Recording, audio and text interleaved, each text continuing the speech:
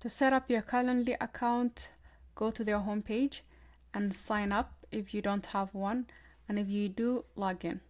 To sign up, click Get Started. Sign with your email. It's better to sign in with your Google account so you can have your calendar connected.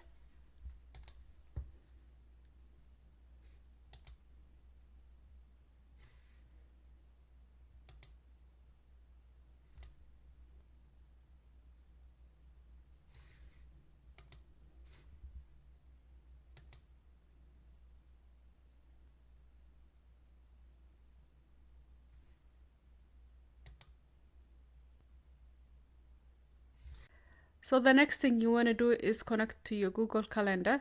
To do that, click on All Settings.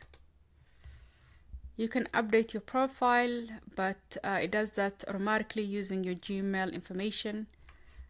You can add branding too, links and other stuff, but the most important is we want to sync our calendar, especially the Google Calendar. To do that, click on Connect Calendar you want. Click Continue. Continue.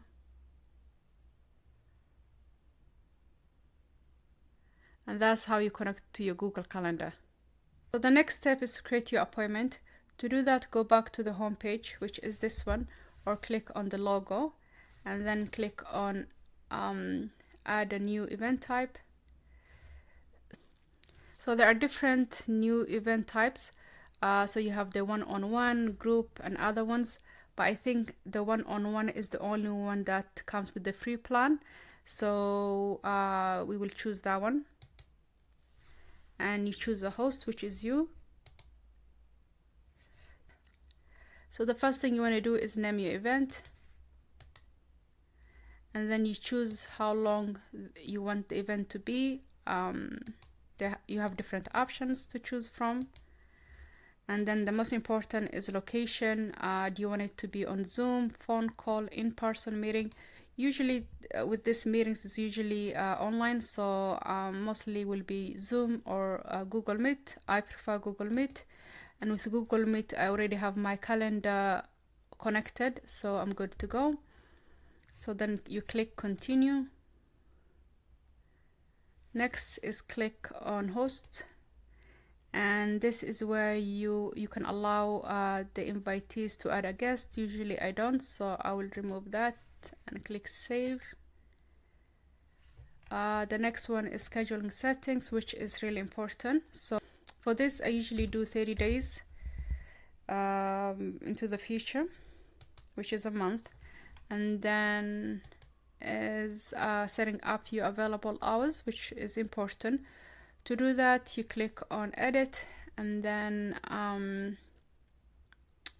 you choose the days and the times you want.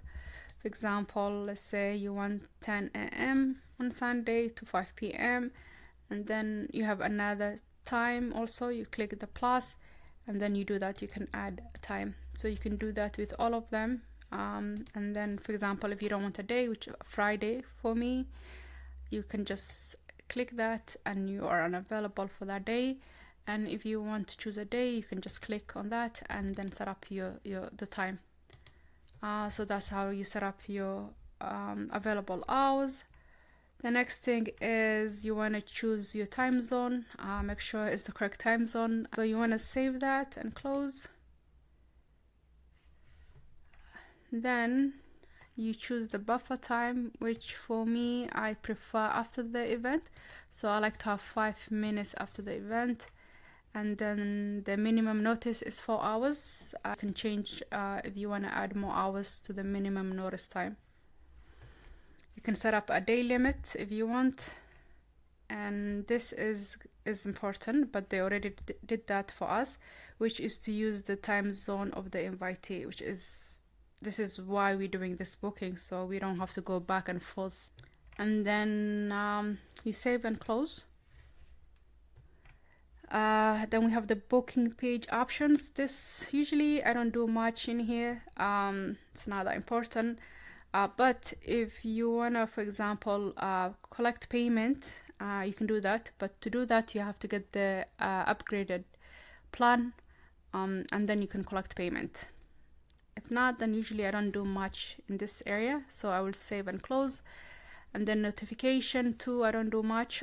So if you want to send email reminders or text reminders, you can do that here too, which I don't do. So save and close. Make sure the most important is event details, which is the event name, the time, and the location. And then you have that one is not important. You can just allow or not allow guests to add invitees. And then the most important scheduling settings, which is to schedule your available hours, buffer time, and other stuff. So as long as you get to do those three, you're good to go and you are done. So then you click done. To share your schedule, you can click share. And if you want to share using social media, text message, other stuff, or just share the link, basically, you can just copy the link. But if you want to add it to your website, then usually I just do inline, then click continue, and then you can copy the code, and I add that to my website. So that's how you create event type using Calendly.